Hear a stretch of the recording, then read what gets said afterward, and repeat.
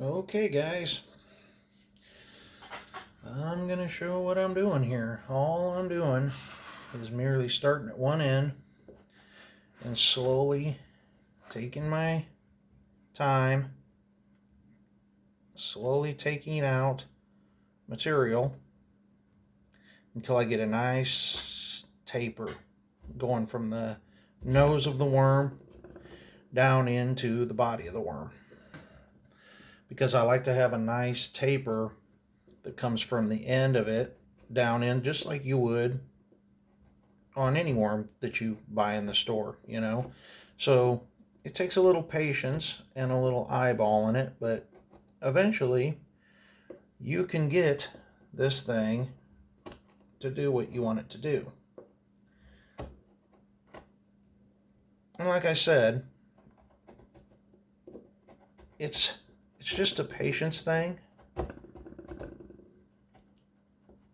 and a lot of looking. You're going to have to you're going to have to do a lot of cleaning out of the shavings so that you can see what you're actually doing down in there. And that's really all there is to it. It's tedious.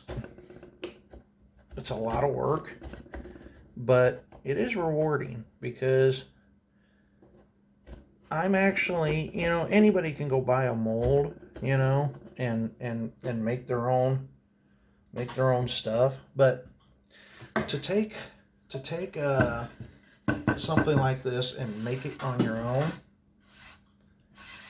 is pretty rewarding, especially after you catch that first fish with it. You know what I mean?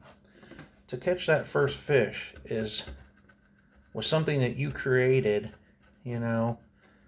from the ground up. I mean, you created the whole stinking thing, I mean, that's pretty impressive, It's kind of neat to know that you whittled out of wood your own mold, poured it, made the colors that you wanted and everything, and caught a fish with it. It's kind of exciting in a way, So, like I said, it does have its rewards to do this, but you have to have a lot of patience. You have to have an awful lot of patience because it is tedious work, And you gotta go slow because, the old saying, measure 3 and 4 times and cut once, because once that material's gone, it's gone. There ain't no getting that back. So, yeah, I've got another one here that's almost done. As you can see, we're getting there. She's almost done. I've got a little bit of tapering to do here to get that to flow in a little better from this little jaggedy edge. Tail's pretty much done to the depth I like, just like this one. It tapers in nice and slow, tapers out like I like. I do use some sandpaper on the end of whatever it takes. I'll use whatever it takes with sandpaper on it to. Usually, what works really well is a carpenter's pencil because they're squared off. They're not round like a normal pencil, and I'll use that to wrap sandpaper around, and I will actually sand these in here to smooth them off a little better. And that's pretty much all there is to it, to getting them smooth. And I always start these things, since the tail is always thinner than the rest of it, I always start at the nose and try getting the nose taper first. I get that nose taper ground out first. It's just how I like to do it. And then after I get that nose taper, I start my width. I start working against that wood and start getting my because the first few layers is going to be, I don't dig down very deep. I keep it level. I don't start my tapers yet, and that just kind of helps guide your chisel by getting that first groove all the way back to the back. And as you can tell, you slip and stuff, so you want to kind of keep your hands out of the way. Keeping a sharp chisel's the key. I've got my Dremel tool plugged in over at the workbench so that I can keep the chisel nice and sharp. And I am outside of I'm not totally going with the lines here that I drew, and there's a reason for that. It's a rough sketch until I get the actual chisel in here, which is the actual true size. I don't worry about it. I just draw my main lines out to get where I'm actually kind of wanting to think it's going to be, you know. And now the main thing you also got to do first, before I even start doing this, before I start chiseling this out, is you take your chisel with the flat side towards the outside and the taper towards the inside, and you got to go all the way around this whole thing. And I do use a hammer there, and you just bang that down into that thing. Okay, you're going to have to bang that thing down into that all the way around the whole edge. And I go kind of deep. And you just beat that thing down there all the way around that until you get your starting cut all the way around that whole worm, like that, with that flat side always facing out. And then when you're doing your first scrapes, it comes to a stop. It actually hits that notch and stops, see? And then that keeps you from going off. Now it can still slip and go off, but it doesn't tend to want to do it quite as bad. And then your worm will be the right dimensions because you cut that stop, and you'll know the size to cut your worm to. So that's pretty much it, guys. That's how I do it. I draw it out first, and then I just start whittling that wood away, man. And when I get down to a certain point where everything seems to be going smooth, that's when I'll start my taper. I keep it pretty until I get down to a certain depth. I just keep this whole length of that worm the same depth, you know. Just keep it the same depth, except for the tail section. You don't want to do that too, because you're gonna cut the tail all out to a certain depth and then stop. You know, that tail's gonna go to barely 1/8 of an inch, and it's done. You know, you're done with that tail then. So that's all there is to it. That's all there is to it, guys. I just wanted to show a quick video on how I do it. And I mean, it does take time, but as you can tell, it's not that bad. It's not all that bad. I mean, we went from this one not even being started to, you know, it's already that far. You know, I got that one done. That one's pretty much almost done. It needs sanded. This one's already got a groove going in it that's looking that good. So, see, I mean, it's not the most time-consuming thing in the world, but it is time-consuming. It's not the worst thing in the world. So, it can be done, guys. It can be done. It's not that hard. It's really not that hard. And it's enjoyable. And, yeah, we're that far already. Yeah. With another one. I'll knock those other two out, and then 5 at a time. You know, knocking out 5 at a time. Every time I pour. So I just wanted to show you guys that it's not the most impossible thing to do in the world. Is it the most fun thing to do in the world? Maybe not. But I enjoy it. It's not for everybody, maybe. But it's not the worst thing in the world. So yeah, use your imagination, guys. Throw a worm down if you want and trace it out. And then get these. I think these things cost me a whole set of these, from 1/4 inch all the way up to maybe 1 inch. So there's 5 of them, 6 of them, something like that. They were like $9 at Harbor Freight. Probably find them cheaper other places, I don't know.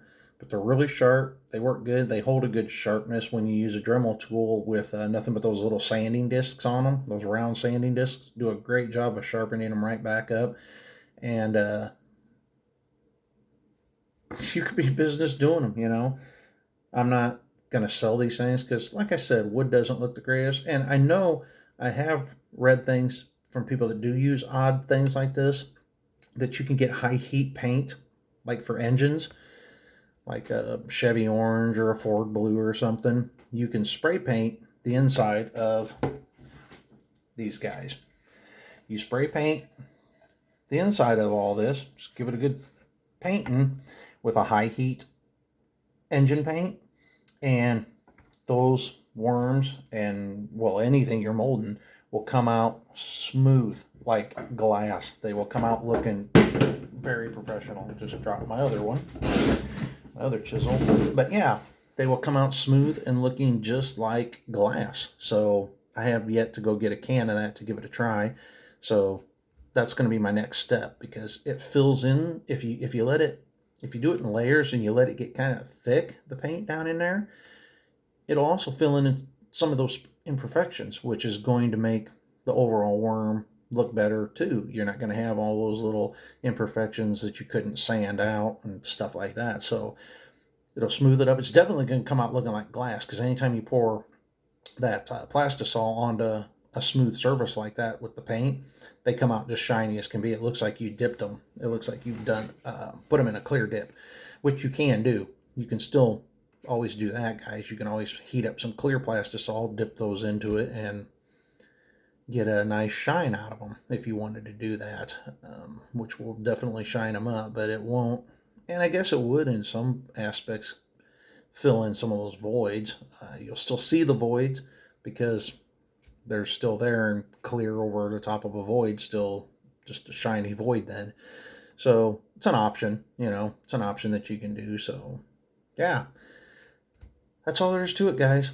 So I wanted to show you guys that and some of the little things that I've thought about, that I've read and things like that. So hey, if you guys decide to do it, hope you guys will shoot some videos of it, or at least let me know where I can see some pictures of what you guys are doing. It's a fun little hobby, and saves you money in the long run, especially if you're building your own molds and everything, and if you're using really, if you're using remelts, there's no money in it.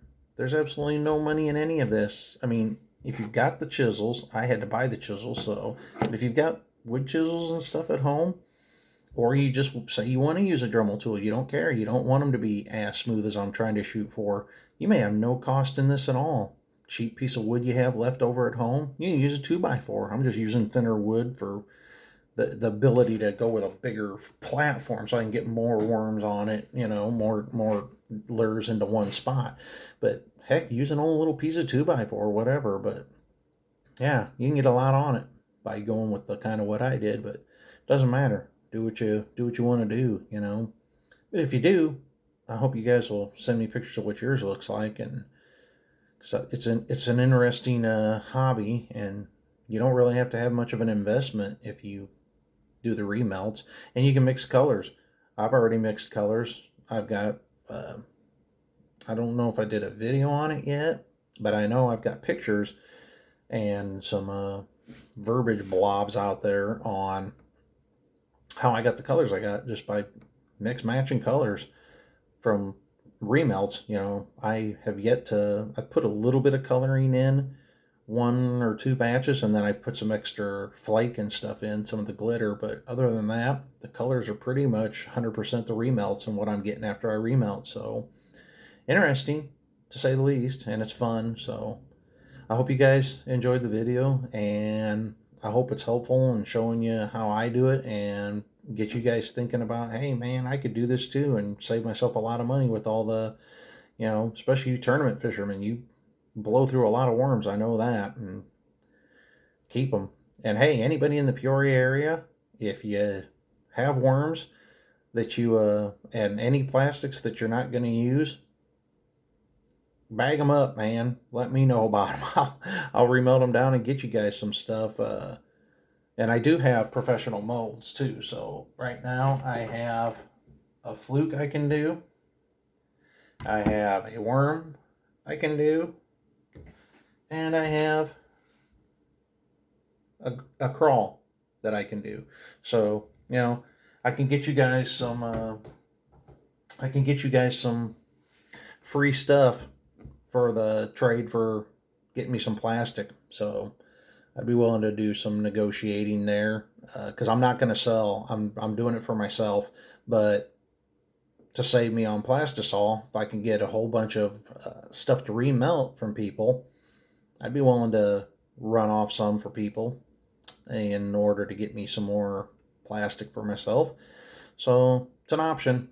It's out there for you guys if you're in the Peoria area and want to gather up all your plastic that's used in this upcoming 2020 year and get it to me.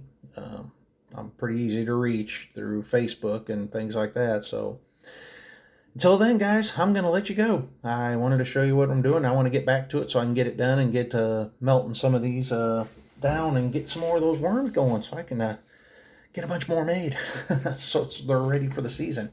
We'll talk to you guys soon, man. Peace.